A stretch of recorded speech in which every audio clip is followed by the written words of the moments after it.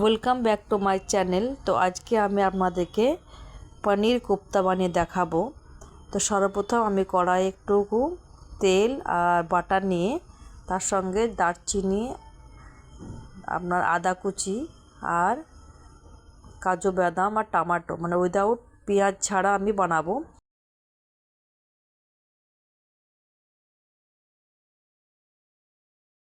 অল্প একটু লবণ দিলাম যাতে তাড়াতাড়ি সেদ্ধ হয়ে যায়। এভাবে পুরো মশলাটাকে ভালো করে সেদ্ধ করে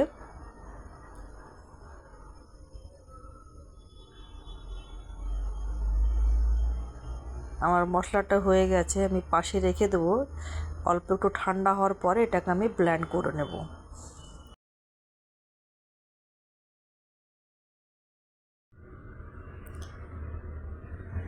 এরপরে একটা গ্রেটার মেশিন দিয়ে আমি পনিরগুলোকে আস্তে আস্তে ঘষে নেব যাতে এর মধ্যে কোনো রকম লাম্পস না থাকে।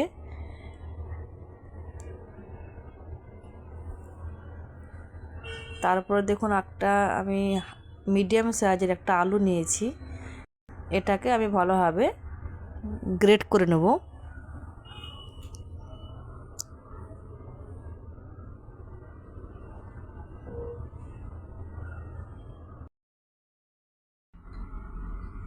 এরপর এর মধ্যে আমি 1 চামচ চিলি ফ্লেক্স,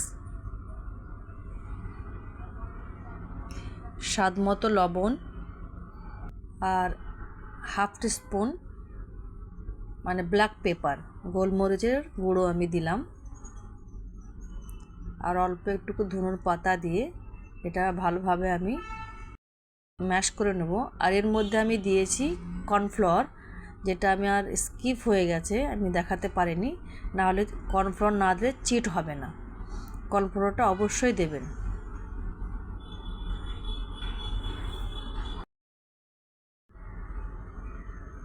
এবার আমি মশলাটা ঠান্ডা হয়ে গেছে, তাই এবার ভাবলাম মশলাটা পিষে নেব। আর তার আগে আমি দারচিনিটা আপনার ফেলে দেবেন, কারণ দারচিনি দিলে গ্রেভির যে স্ট্রং স্মেল হবে।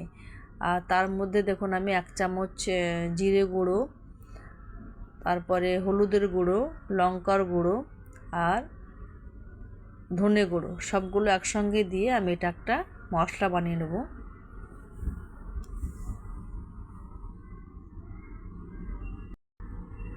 আর দেখুন এটা না ছাঁকনি দিয়ে ছেঁকে নেবেন, এই কারণ ছাঁকনি দিয়ে ছাঁকলে পরে এই মশলাটা খুব স্মুথ হয়। দেখুন এভাবে পনির কোপ্তাগুলো এভাবে আমি মিডিয়াম করে সাইজ করে নিয়েছি। এভাবে ধিমি আঁচ করে অল্প অল্প করে আমি কোপ্তাগুলোকে ভেজে নিয়েছি।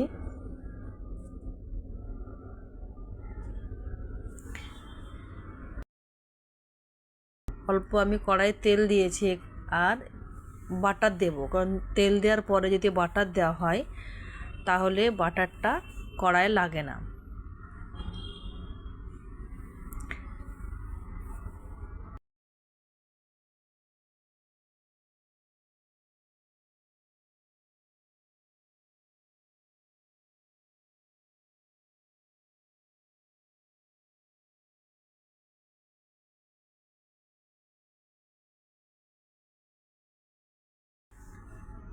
এটা ধিমি আঁচ দিয়ে আমি অল্প অল্প করে নাড়তে থাকবো।